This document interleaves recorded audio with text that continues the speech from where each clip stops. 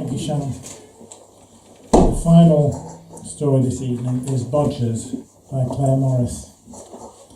Claire Morris lives in Cirencester. She started her writing career as a journalist on the Scotsman newspaper. Later she moved into educational writing, one of the few areas, she says, where authors can actually make a living. Fortunately, she says, she doesn't have to write for money these days, so has moved into fiction, writing entirely for pleasure. Claire is a member of the Society of Authors. Please welcome to the stage to read Bodgers, Claire Morris.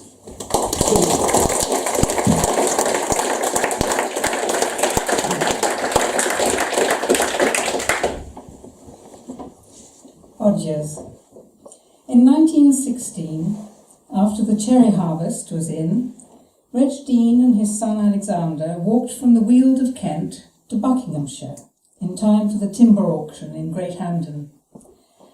The countryside they passed through, usually thronged in late summer with labourers bringing in the last of the crops, was half empty this year.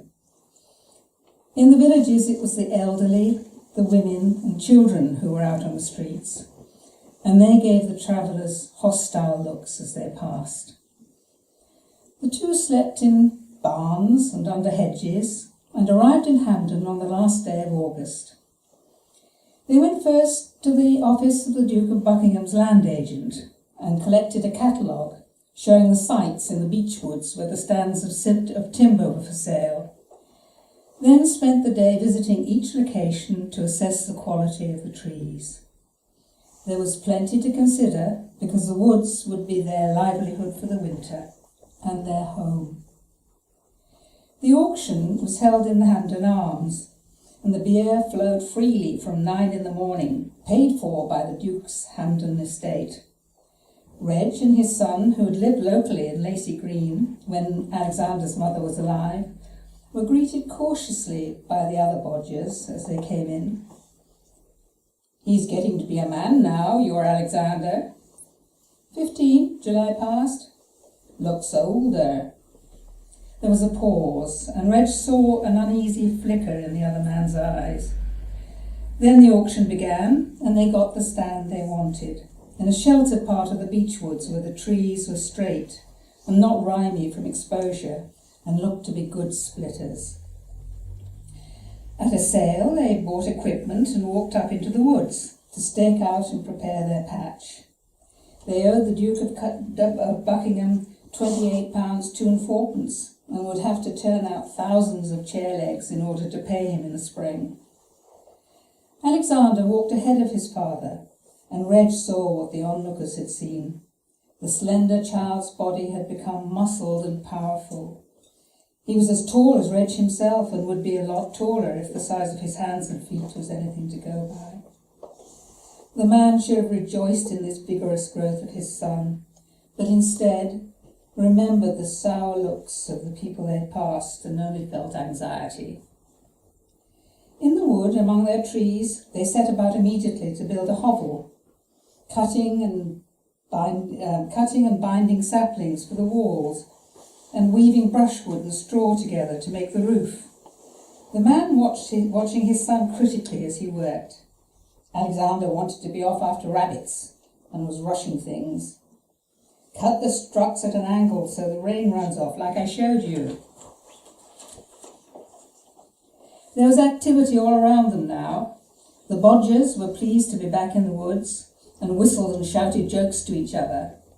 Most of them lived in the village and would go back at night, but they worked on through the dusk and lit candles, so it was an eerie thing to see the glow of flickering light among the trees. Reg and Alexander made a fire and boiled up a kettle of tea, sitting in the shelter of the hovel and gulping the smoky brew with pleasure. The cottagers packed their tools away and went home, and father and son lit their pipes and sat quietly listening to the small night noises of the wood. Reg looked at the boy, his only family and his working partner. Reg's wife had died when Alexander was 7, and Reg had gone out of his mind for a while. He stopped working and lost his cottage in Lacey Green, and the two of them became vagrants. This in itself wasn't a hardship, and in time, as he came to his senses, Reg developed the routine of summer fruit picking in Kent and wood turning in Hampden in the winter. There were records of their existence in government archives, but as itinerants they weren't recognised, they weren't registered in any parish, and Alexander had barely been to school. Reg went about training him as a craftsman and taught him how to live on the bounty of the countryside, believing this to be the best education any boy could have. But he was aware that change was everywhere, brought about by the war on the continent and evident in the dissolution of the country life that they witnessed on their walk from Kent. He hunted around for reassurance. Our king has Windsor chairs in his castle. Orders them special, he said. But there isn't that many Bodgers now, said Alexander, just half the usual at the auction today. But everyone still needs chairs. Over the next few days, the woods were full of the noise of saw and spade as the Bodgers prepared their stands. They worked in pairs, and the first job was to dig a 7-foot pit to lay the tree trunks across for sawing. Reg and Alexander had their pit ready by the end of the morning. Then, after a pause for bread and beer, they set about assembling the lathe. The uprights needed replacing, but the wheel and the treadle were good. They cut a whippy sapling and attached one end of it to the treadle of the lathe and the other to the corner of the hovel roof. Then adjusted the metal centres for angle and balance.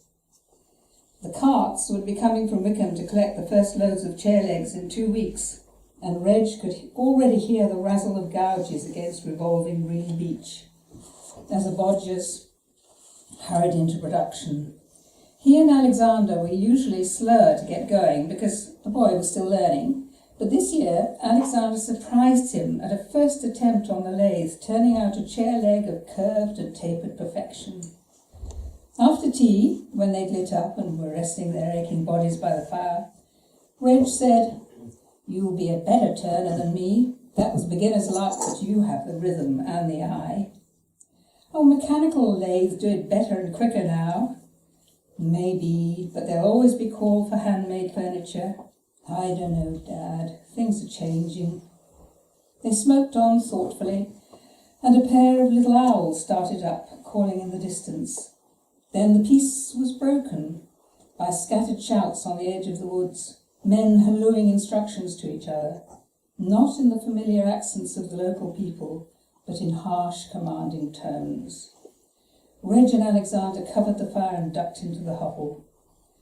The crashing and cursing came near, then receded, and the two moved back into the open to watch the lights disappearing down the track towards Hampden. What was he after? To my belief, they were looking for you, son, conscription gang. I was talking to Sol Butler, and he says they're taking them younger and younger. He says, looking at you, you could be 16 or more, and I got no papers to prove anything else. I don't mind fighting. Cannon fodder, meat, that's what you'd be. There's hardly any boys survive local. And you heard the stories, what it's like. Dad, I want to go.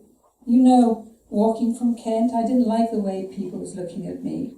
We can't stop it, you and me, it's the war, I gotta go. And those people looking, they're right. I'm a man now, I ought to be in France fighting. Alexander turned away from his father and looked in the direction the conscription gang had taken. Reg said, "And me? What do I do?" "You'll be all right, Dad. You'll get another partner.